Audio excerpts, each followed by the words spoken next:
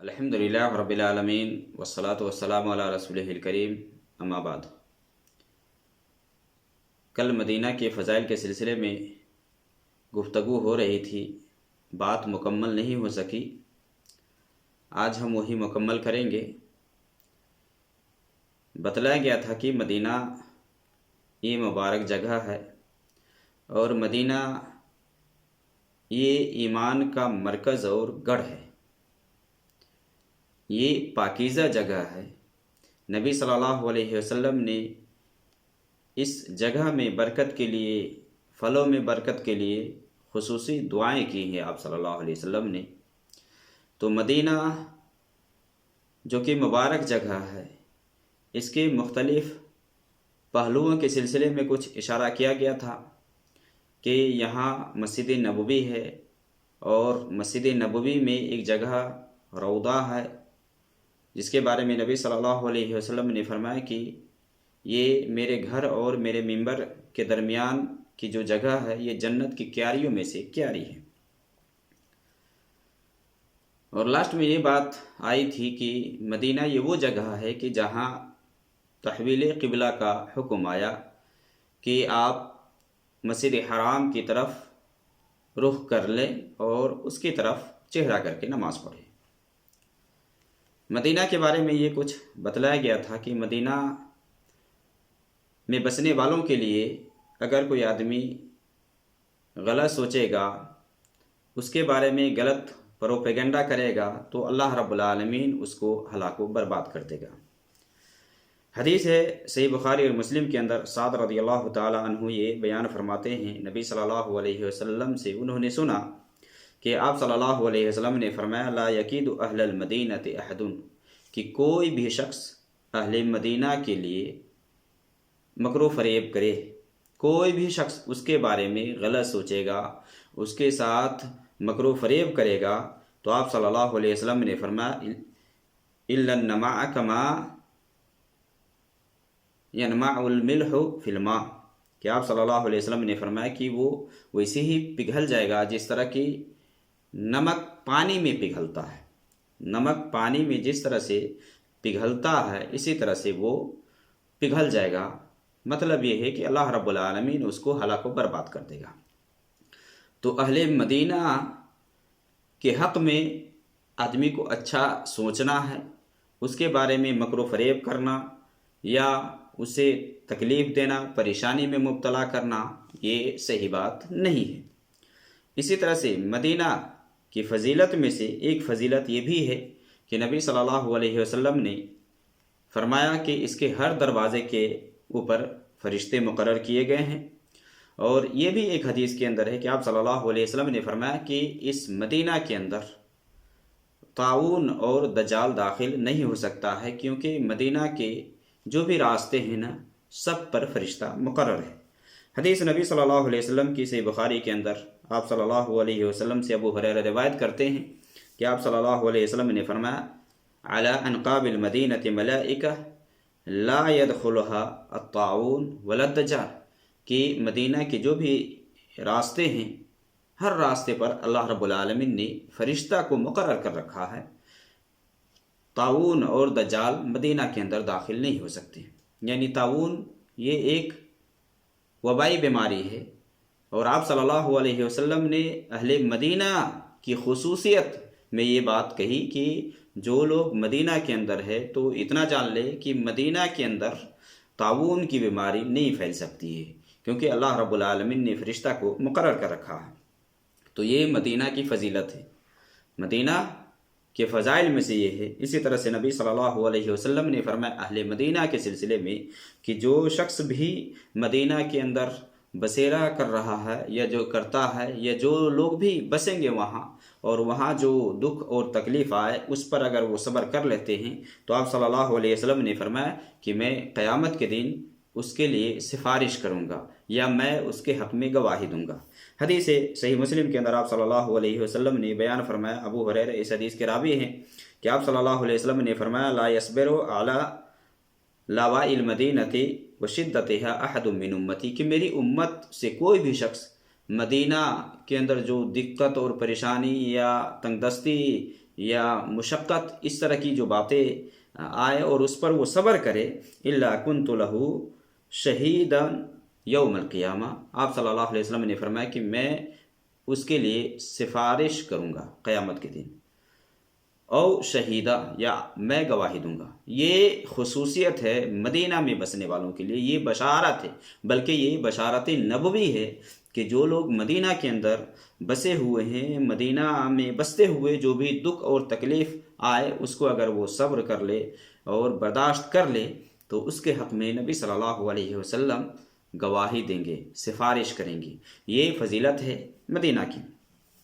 اسی طرح سے مدینہ کی فضیلت کے سلسلے میں کہ جو بھی شخص مدینہ کے اندر مرنا چاہتا ہے وہ مدینہ کے اندر مرے، کیونکہ نبی صلی اللہ علیہ وسلم کی بشارت ہے کہ جو بھی مدینہ کے اندر وفات پائے گا، مدینہ کے اندر رہے گا، اور مرنے کا علم تو اللہ کے پاس ہے نا، اللہ رب العالمین جانتا ہے کہ کون کہاں مرے گا، نہیں مرے گا، لیکن آدمی کی کوشش یہ ہونی چاہیے کہ مدینہ میں جا کر کے بسے اور وہیں وفات پائیں۔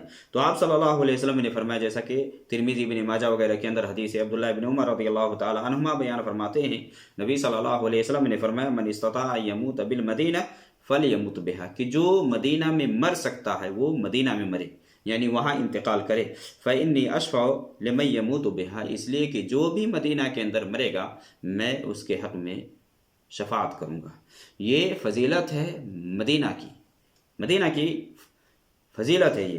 اسی طرح سے آپ صلی اللہ علیہ وسلم نے مدینہ کے سلسلے میں کہ مدینہ کے بارے میں نبی صلی اللہ علیہ وسلم نے یہ دعا کی کہ اللہ رب العالمین مد میں، سا میں اور جو کچھ بھی ہے مدینہ کے اندر برکت نازل فرما۔ نبی صلی اللہ علیہ وسلم کی دعائیں ہیں مدینہ کے لیے، اور اسی کا نتیجہ ہے کہ مدینہ کے اندر خیر و برکت کا نزول ہوتا ہے۔ اللہ رب العالمین خیر و برکت اتارتا ہے مدینہ کے اندر۔ آپ صلی اللہ علیہ وسلم نے پھلوں کے اندر برکت کے لیے دعا کی، اور اسی طرح سے جو دیگر چیزیں ہیں اس کے بارے میں آپ صلی اللہ علیہ وسلم نے برکت کی دعا کی۔ تو مدینہ کے اندر جو پھل ہیں ان میں سے ایک مشہور پھل کھجور ہے، کھجور کی فضیلت وارد ہے، اور خاص کر کے جو اجوا کھجور ہے اس کی فضیلت ہے۔ اجوا کھجور کے سلسلے میں جیسا کہ نبی صلی اللہ علیہ وسلم کی حدیث ہے، جس میں آپ صلی اللہ علیہ وسلم نے یہ بیان فرمایا، صحیح بخاری مسلم کی حدیث ہے، کہ جس میں آپ صلی اللہ علیہ وسلم نے فرمایا، من تصبح کل یوم 7 تمرات اجوا، کہ جو صبح 7 کھجور کھا لے روزانہ، من تصبح کل یوم، روزانہ کے حساب سے 7 اجوا کھجور کھا لیتا ہے، لم یضرہ فی ذلک اليوم سم ولا سحر، اس دن اس کو نہ تو جادو نقصان پہنچا سکتا ہے اور نہ زہر، یعنی اس کے اوپر نہ جادو کا اثر ہو سکتا ہے اور نہ زہر کا اثر ہو سکتا ہے۔ یہ اجوا کھجور کی فضیلت ہے، جیسا کہ حضرت عائشہ رضی اللہ تعالی عنہا کی حدیث ہے صحیح مسلم کے اندر کہ نبی صلی اللہ علیہ وسلم سے وہ بیان کرتی ہیں کہ جو اوالی جو مدینہ ہے اس کے اجوا کھجور کے بارے میں کہ اس کے اندر شفا ہے، تو اجوا کھجور کی خصوصی فضیلت ہے اگر کوئی کھا لیتا ہے۔ اور نبی صلی اللہ علیہ وسلم کے صحابہ، اب نبی صلی اللہ علیہ وسلم کے پاس جو موسمی پھل ہوتا نا، پہلا پھل نبی صلی اللہ علیہ وسلم کے پاس لے کر کے آتے، جیسا کہ صحیح مسلم کی حدیث ہے کہ نبی صلی اللہ علیہ وسلم کے پاس لے کر کے جب آتے صحابہ، اور یہ صحابہ کا معمول تھا اس طرح سے کہ جو بھی پھل پہلے نکلتا نا وہ نبی صلی اللہ علیہ وسلم کے پاس لاتے، نبی صلی اللہ علیہ وسلم اس کو اپنے ہاتھ میں لے کر کے برکت کی دعا کرتے، اب برکت کی دعا کرتے پھر کسی بچہ کو دے دیتے، تو یہی برکت کہ نبی صلی اللہ علیہ وسلم سے ثابت ہے کہ آپ صلی اللہ علیہ وسلم نے مدینہ کے اندر جو پھل یا ترکاری اس سب میں برکت کے لیے آپ صلی اللہ علیہ وسلم نے دعا کی ہے۔ تو مدینہ کی جو اجوا کھجور ہے نا، اس کی بھی ایک فضیلت ہے کہ اگر کوئی کھا لیتا ہے تو اس دن 7 کھجور اگر کھا لیتا ہے یا صبح نہار منہ کھا لیتا ہے تو اس دن اس کے اوپر زہر وغیرہ کا اثر نہیں ہوگا۔ یہ مدینہ کی خصوصیت ہے، یہ مدینہ کی فضیلت ہے۔ اسی طرح سے آپ صلی اللہ علیہ وسلم سے یہ آیا ہے کہ مدینہ کے اندر چونکہ بہت سارے اماکن ہیں جس کی خصوصی فضیلت وارد ہے، اماکن ہے، ہاں، مدینہ جو حد ہے نا، اس حد کے اندر بہت ساری جگہیں ہیں جس کی خصوصی فضیلت وارد ہے کہ یہاں اس میں یہ چیز ہے وہ چیز ہے. اس میں جیسا کہ ذکر کیا گیا تھا اور بھی کہ وحد کے بارے میں آپ صلی اللہ علیہ وسلم نے فرمایا، قباء کے بارے میں آپ صلی اللہ علیہ وسلم نے فرمایا، قباء کے بارے میں کہ جو بھی اپنے گھر سے وضو بنائے گا، وضو بنا کر کے جا کر کے نماز پڑھے گا تو عمرے کا ثواب ملے گا، عمرے کا ثواب ملے گا. اور عمرے کا ثواب کا مطلب یہ نہیں ہے کہ عمرہ سے یہ کفایت کر جائے گا، ایسا نہیں ہے. ثواب کے اعتبار سے بتلایا گیا ہے کہ اگر کوئی گھر سے، یا نبی صلی اللہ علیہ وسلم کے بارے میں آتا ہے کہ ہر ہفتے آپ پیدل یا سوار ہو کر کے قباء جاتے تھے، تو وہاں قباء جا کر کے اگر نماز پڑھے 2 رکعت تو عمرے کا ثواب ملتا ہے. یہ فضیلت کے اعتبار سے ہے، یہ نہیں کہ عمرہ کو آدمی چھوڑ دے اور یہ کہے کہ نہیں ہم یہیں جا کر کے نماز پڑھ لیتے ہیں اور عمرہ کا ہمیں ثواب مل جائے گا، تو یہ کفایت نہیں کرے گا. جیسا کہ قرآن کے بارے میں آیا حدیث کے اندر کہ جو آدمی سورہ اخلاص کو 3 مرتبہ پڑھے گا، 1 مرتبہ پڑھنا یہ 1/3 قرآن کے برابر ثواب ہے. تو اگر کوئی 3 مرتبہ پڑھتا ہے تو پورے قرآن پڑھنے کے برابر ثواب ہے. مطلب یہ نہیں ہے کہ آدمی صرف سورہ اخلاص کو 3 مرتبہ پڑھ لے اور پورے قرآن کو چھوڑ دے اور کہے کہ نہیں اب پورے قرآن کی طرف سے یہ سورت کافی ہے، تو یہ صحیح نہیں. فضیلت کے اعتبار سے ذکر کیا گیا ہے کہ یہ فضیلت ہے. سورہ اخلاص اگر کوئی 1 مرتبہ پڑھتا ہے تو 1/3 قرآن کے برابر ثواب ملتا ہے. 3 مرتبہ پڑھتا ہے تو پورے قرآن پڑھنے کے برابر ثواب ملتا ہے، لیکن قرآن کی طرف سے کافی نہیں. اسی طرح سے عمرہ کے بارے میں کہ عمرہ کا ثواب ملے گا یہاں، یہ نہیں کہ مکہ میں جا کر کے جیسا کہ عمرہ ہوتا ہے اب وہاں نہ جا کر کے آدمی کہے کہ ہم یہیں جا کر کے نماز پڑھ لیتے ہیں اور یہ کافی ہے، تو یہ صحیح نہیں ہے. فضیلت کے اعتبار سے بتلایا گیا ہے.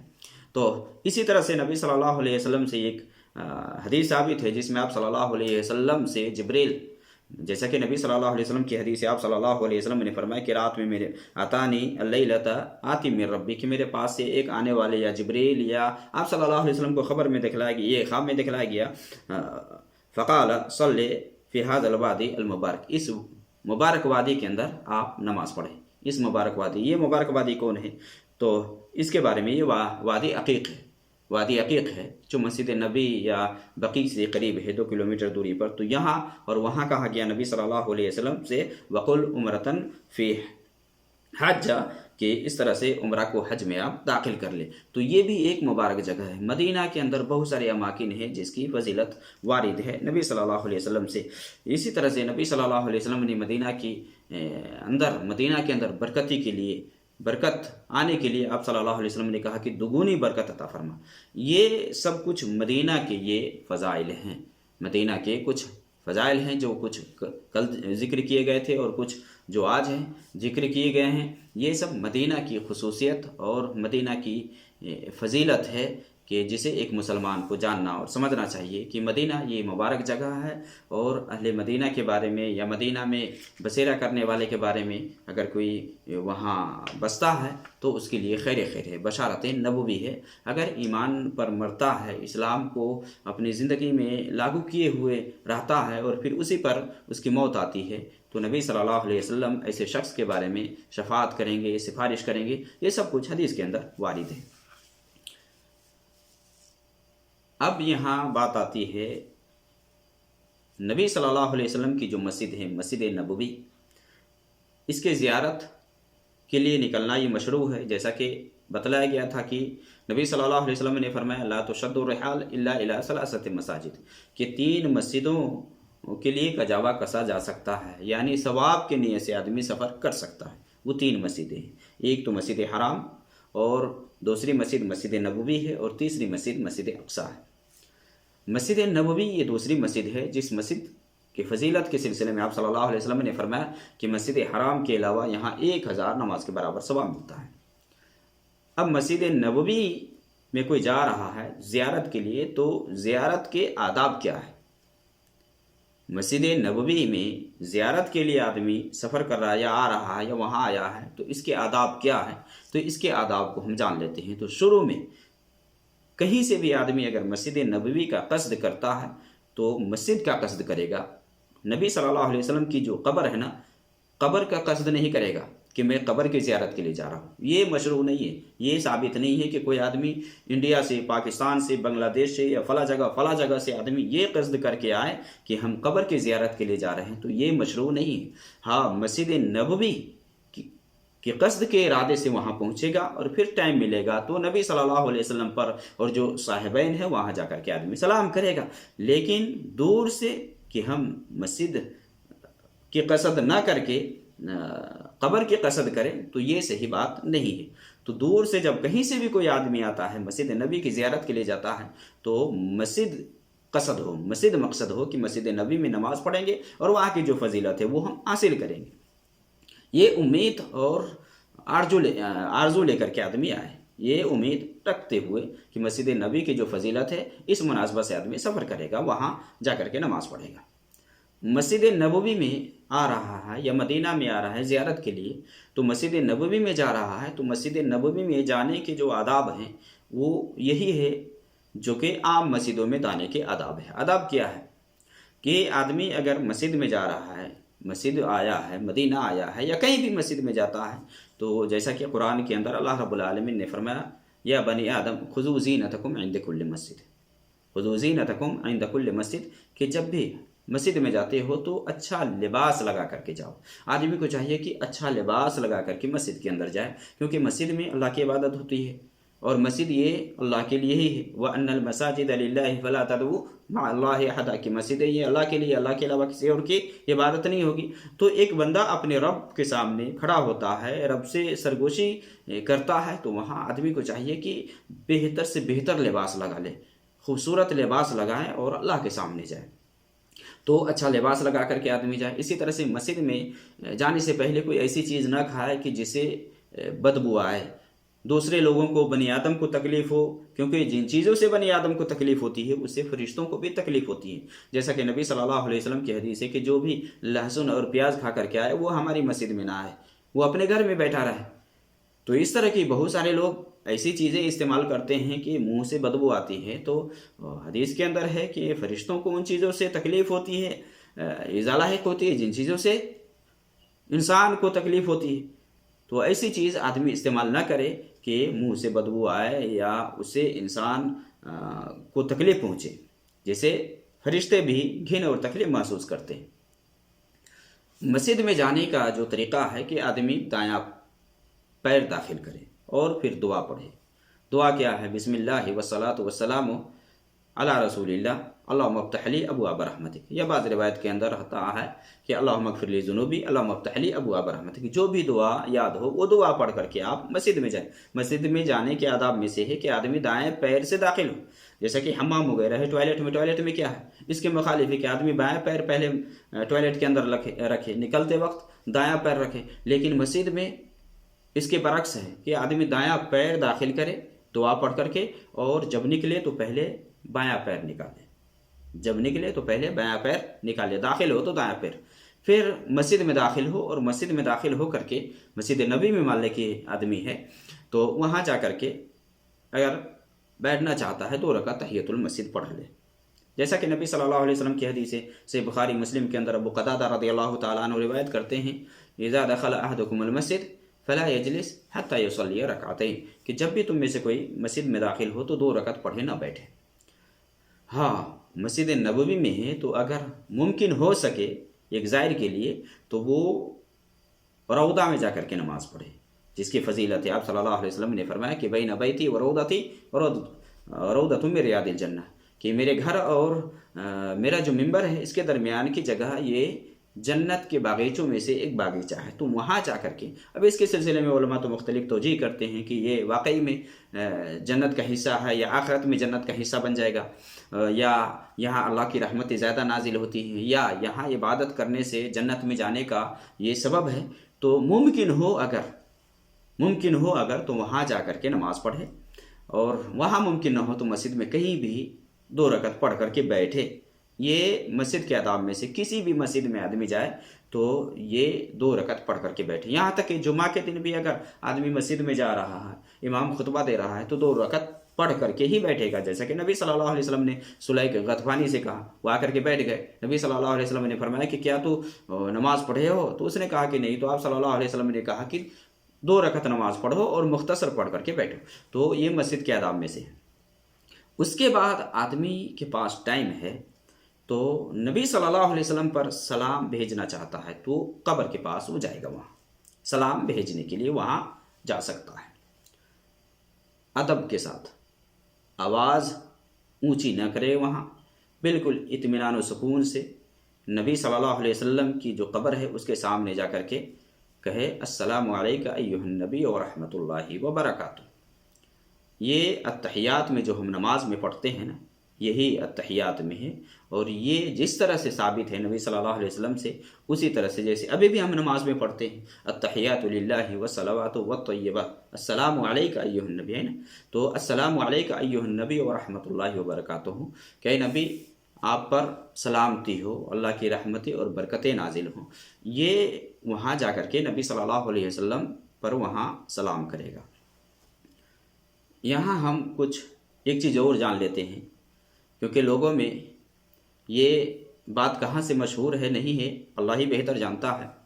अस्सलामु अलैका अय्युहन नबी या तहियात के हवाले से एक वाक़या बयान किया जाता है, किस्सा जिक्र किया जाता है। बहुत सारे लोग इसके बारे में बयान करते हुए नज़र आते हैं कि ये जो अत्तहियात है ना, तहियात जो हम तशहुद नमाज में करते हैं, ये पढ़ते हैं, इसके बारे में लोग वाक़या बयान करते हैं। वाक़या क्या बयान करते हैं?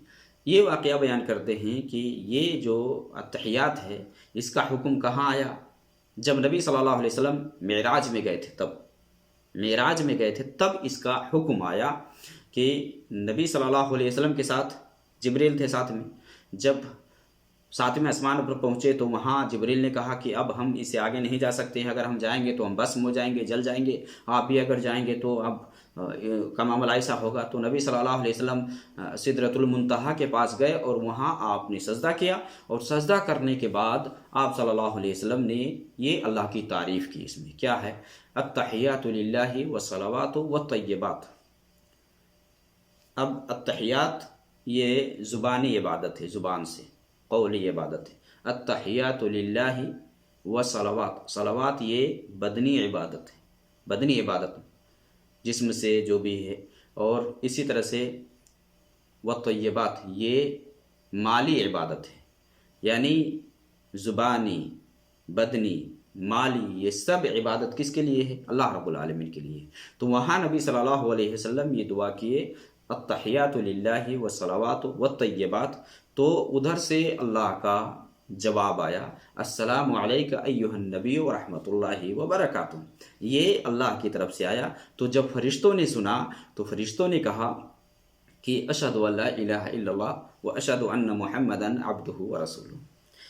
ये लोग वाक़या बयान करते हैं।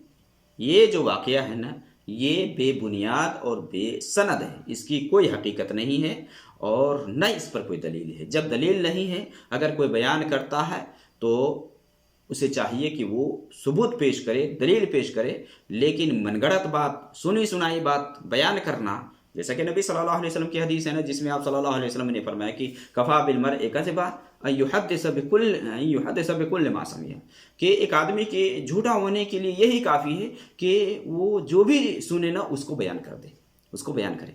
ये झूठा होने की यही अलामत है। तो ये जो बात बयान की जाती है, अब मेराज का वाक़या तो बयान है ना, नबी सल्लल्लाहु अलैहि वसल्लम के साथ क्या हुआ नहीं हुआ, पहले आसमान पर गए, दूसरे आसमान पर गए, क्या हुआ नहीं हुआ, लेकिन उसमें कहीं नहीं जिक्र आया है कि नबी सल्लल्लाहु अलैहि वसल्लम सिदरतुल मुंतहा के पास वहाँ सजदा किए। तो ये जो बात है ये बेबुनियाद बात है। अब देखें सही बुखारी और मुस्लिम के अंदर अब्दुल्लाह बिन मसूद रज़ियल्लाहु ताला अन्हुमा की जो हदीस है, जिसमें वो बयान करते हैं कि अल्लमनी रसूलुल्लाह सल्लल्लाहु अलैहि वसल्लम व कफ़ी बैन कफ़ैहि अत्तशहुद, कि नबी सल्लल्लाहु अलैहि वसल्लम ने मुझे तशहुद किस वक्त सिखलाए, कब सिखलाए? कि जब मेरा हाथ नबी सल्लल्लाहु अलैहि वसल्लम की हथेलियों में था, यानी मेरी हथेली नबी सल्लल्लाहु अलैहि वसल्लम के हथेली में थी, या मेरा हाथ नबी सल्लल्लाहु अलैहि वसल्लम के दोनों हाथों में था। वहाँ नबी सल्लल्लाहु अलैहि वसल्लम ने इनको तशहुद सिखलाया। अत्तहियातु कैसे सिखलाया? जिस तरह के कुरान की कोई सूरत सिखलाते थे। अत्तहियातु लिल्लाहि व सलावातु व तय्यबात, अस्सलामु अलैका अय्युहन नबी व रहमतुल्लाहि व बरकातुहू, अस्सलामु अलैना व अला इबादिल्लाहि सालिहीन। कहते हैं कि नबी सल्लल्लाहु अलैहि वसल्लम जब तक हमारे दरमियान में मौजूद थे तो हम इसी तरह से कहा करते थे अस्सलामु अलैका अय्युहन नबी। लेकिन नबी सल्लल्लाहु अलैहि वसल्लम का जब इंतकाल हो गया, आप जब वफ़ात पा गए, तो हम फिर कहने लगे अस्सलामु अलन नबी, इस तरह से कहने लगे। लेकिन یہاں یہ جائز ہے، یا تو قبر کے پاس آدمی السلام علیکم ایھا النبی و رحمۃ اللہ کہے گا، یا نماز میں جیسا کہ آتا ہے تو اسی حساب سے کہے گا، اور یہاں کہنے میں کوئی حرج کی بات نہیں، جیسا کہ ثابت ہے اسی حساب سے کیا جائے گا۔ عبداللہ بن مسعود رضی اللہ تعالی عنہما سے صحیح بخاری اور مسلم ہی کے اندر حدیث ہے کہ وہ بیان کرتے ہیں کہ ہم نبی صلی اللہ علیہ وسلم کے ساتھ نماز پڑھتے ہیں تو ہم نماز میں جو کہتے ہیں السلام علی جبریل و میکائل، السلام علی فلان و فلان، کہ جب ہم نماز میں ہوتے تو ہم کہتے کہ جبریل پر سلام ہو، میکائل پر سلام ہو، یا فلاں فلاں پر سلام ہو۔ تو نبی صلی اللہ علیہ وسلم نے یہ کہا کہ اللہ رب العالمین سلام ہے، اللہ پر سلام نہیں کیا جائے گا، بلکہ آپ صلی اللہ علیہ وسلم نے کہا کہ یہ اس طرح سے کہو التحیات للہ والصلوات والطیبات السلام علیک ایھا النبی ورحمۃ اللہ وبرکاتہ۔ یہ یعنی جو تشہد ہے نا پورا، وہ آپ صلی اللہ علیہ وسلم نے فرمایا۔ اس کے بعد آپ صلی اللہ علیہ وسلم نے فرمایا السلام علینا وعلی عباد اللہ الصالحین، کہ اس طرح سے اگر کہو گے السلام علینا وعلی عباد اللہ الصالحین تو آسمان و زمین کے اندر جو بھی نیک بندہ ہے سب کو تمہارا سلام ہوگا، سب کے اوپر سلامتی نازل ہوگی، یعنی گویا کہ سب کے لیے تم نے کر دیا ہے۔ یہاں نبی صلی اللہ علیہ وسلم نے وجہ نہیں بتلایا کہ یہ تشہد کا حکم کب آیا۔ میں معراج میں گیا تو وہاں جب میں التحیات للہ کہا تو اللہ تعالیٰ نے کہا کہ السلام علیک ایھا النبی، یا فرشتوں نے کہا کہ اشہد ان لا الہ الا اللہ، تو یہ نبی صلی اللہ علیہ وسلم سے کہیں ثابت نہیں ہے۔ نبی صلی اللہ علیہ وسلم نے جو سکھلایا تشہد کا جو طریقہ، جیسا کہ عبداللہ بن مسعود سے ثابت ہے، اسی حساب سے آدمی کیا جائے گا۔ اس کی وجہ کیا ہے نہیں ہے، نبی صلی اللہ علیہ وسلم نہیں بتلایا، البتہ نماز میں کہ نبی صلی اللہ علیہ وسلم نے فرمایا کہ اس طرح سے تشہد کہو، اور اس کے بعد جو بھی تم دعا کرنا چاہتے ہو کرو۔ جو تشہد ہے نا، تشہد پڑھنے کے بعد آدمی نبی پر درود بھیجے اور جو دعا کرنا چاہے آدمی وہاں دعا کرے، تو یہ تشہد ہے۔ نبی صلی اللہ علیہ وسلم کی قبر کے پاس اگر آدمی جاتا ہے تو وہاں السلام علیکم، بلکہ بعض سلف سے یعنی صحابہ سے آتا السلام علی النبی کہا کرتے تھے، السلام علیکہ ایھا النبی کے بجائے، علیکہ کے بجائے السلام علی النبی کہا کرتے تھے، خطاب نہیں کرتے تھے۔ لیکن قبر کے پاس یا تشہد میں ہے تو ایسا کیا جا سکتا ہے۔ بہت سارے لوگ تو یا رسول اللہ، یا نبی اللہ، یا فلاں، یا نور کر کے اعلان بھی کرتے ہیں اذان سے پہلے، یہ سب خرافات ہے۔ نبی صلی اللہ علیہ وسلم پر وہاں آدمی سلام بھیجے گا، سلام کرے گا السلام علیکم ایھا النبی، یعنی کچھ نہ آئے تو جو تشہد کے اندر ہے وہ آدمی کہے وہاں السلام علیکم ایھا النبی ورحمۃ اللہ وبرکاتہ، اس کے بعد نبی پر درود بھیجے اللہم صلی علی محمد وعلی آل محمد وعلی آل ابراہیم، اللہم صلی علی محمد وعلی آل محمد کما صلیت علی ابراہیم وعلی آل ابراہیم انک حمید مجید، جو آگے ہے وہ درود بھیجے، اور اس کے بعد نبی صلی اللہ علیہ وسلم کے لیے جو بھی وہاں بولنا ہے کہ آپ نے امانت کو پہنچا دیا، اللہ نے جو کو دیا آپ کو آپ نے لوگوں تک پہنچا دیا، یہ سب کا ہے آدمی کہنا چاہتا ہے۔ تو اس کے بعد کچھ دائیں طرف ہو کر کے، کیونکہ قبر کے پاس جب آئے گا تو نبی صلی اللہ علیہ وسلم کی جو قبر ہے وہاں سلام کرے گا، اور اس سے ایک قدم یا کچھ قدم چل کر کے وہیں ابو بکر رضی اللہ تعالیٰ، کیونکہ نبی صلی اللہ علیہ وسلم کے جو کاندھے ہیں نا تو اس کے برابر میں حضرت ابو بکر کا سر ہے، تو اسی حساب سے ایک قدم آگے بڑھ کر کے ابو بکر رضی اللہ تعالیٰ عنہ پر سلام کرے، اس کے بعد حضرت عمر پر سلام کرے اور پھر وہاں سے نکل جائے۔ اگر دعا آدمی کرنا چاہتا ہے تو دعا قبر کی طرف رخ کر کے نہیں کرے گا، بلکہ دعا کرے گا تو خانہ کعبہ کی طرف رخ کر کے کرے گا۔ وہ قبر کو سامنے کر کے، اور وہاں بہت سارے لوگ وہاں خرافات کرتے ہیں قبر کے پاس جب زیارت کے لیے جاتے ہیں، لیکن الحمدللہ یہاں تو انتظام ہی ایسا ہے کہ آدمی وہاں تک پہنچ نہیں پاتا ہے، پہنچ نہیں سکتا ہے، یہ ہے۔ یا لوگ ہوتے ہیں وہاں جو گائیڈ کرنے والے ہوتے ہیں، علماء ہوتے ہیں، وہاں بتاتے ہیں کہ یہ سب کرنا نہیں۔ بہت سارے لوگ تو کپڑا وغیرہ لے کر کے اسے ٹچ کرتے ہیں تاکہ ہم اس سے برکت حاصل کریں گے۔ تو اس طرح سے اگر برکت حاصل کرنے کی بات ہے تو پورے مدینہ میں نبی صلی اللہ علیہ وسلم ادھر جاتے آتے تھے، زمین تو وہی ہے نا، سب سے برکت حاصل کرے نا۔ یہ مشروع طریقہ ہے۔ نبی صلی اللہ علیہ وسلم کی قبر کے پاس آدمی جاتا ہے اس کے لیے، یا ابو بکر یا عمر کی قبر کے پاس جاتا ہے تو وہاں سلام کر کے آدمی اس حساب سے وہاں سے نکل آئے گا۔ یہ زیارت قبر کے سلسلے میں کہ نبی صلی اللہ علیہ وسلم کی قبر کے پاس آدمی جاتا ہے تو یہ ادب ہے، ادب و احترام سے آدمی وہاں کھڑا ہو کر کے نبی پر درود اور سلام بھیج کر کے پھر وہاں سے آدمی آگے بڑھے گا اور پھر آگے جائے گا۔ تو یہ مدینہ کے کچھ فضائل اور پھر نبی صلی اللہ علیہ وسلم کی جو مسجد ہے اس میں جانے کے لیے جو آداب ہے، اس سلسلے میں کچھ ہم نے جانا ہے، تو اس کو ہمیں اسی حساب سے اپنانا چاہیے جس حساب سے نبی صلی اللہ علیہ وسلم اور صحابہ سب سے ثابت ہے۔ اس میں غلو نہیں کرنا چاہیے۔ بہت سارے لوگ افراط و تفریط سے کام لیتے ہیں اور وہاں جا کر کے بہت سارے لوگ تماشا کرتے ہیں اور ایسی حرکت کرتے ہیں جو کہ مشروع نہیں ہے، درست نہیں ہے۔ نبی صلی اللہ علیہ وسلم کی قبر کے پاس آدمی سلام کر کے درود بھیج کر کے وہاں سے آدمی نکل جائے، بجائے اس کے کہ وہاں جا کر کے لوگ نبی سے مانگیں، نبی سے وہاں طلب کرے۔ تو نبی سے طلب نہیں کیا جائے گا میرے بھائی۔ نبی سے طلب کرنا اگر درست ہوتا تو صحابہ نبی صلی اللہ علیہ وسلم سے مانگتے نا نبی کے جانے کے بعد، لیکن ایسا صحابہ نہیں کرتے تھے۔ کبھی قحط سالی کا معاملہ آیا تو نبی صلی اللہ علیہ وسلم کی قبر کے پاس نہیں گئے کہ آپ بارش برسا دیں اور آپ کہیں اپنے رب سے سفارش کریں بارش برسانے کے لیے، تو اس طرح سے صحابہ سے نہیں ملتا ہے۔ تو یہ جو بدعتی لوگ کرتے ہیں نا خرافات، یہ سب بے بنیاد ہے، یہ سب صحیح نہیں ہے۔ اللہ رب العالمین سن رہا ہے، وہی سننے والا ہے، اس کی طرف آدمی رجوع کرے، اس سے حاجت روائی، مشکل کشائی، جو بھی معاملہ درپیش آئے اللہ رب العالمین سے رجوع کرے، اللہ سے مانگے۔ اللہ رب العالمین سننے والا ہے اور اللہ رب العالمین ہی سارے معاملات کو حل کرنے والا ہے، اس کے علاوہ کوئی حل نہیں کر سکتا ہے۔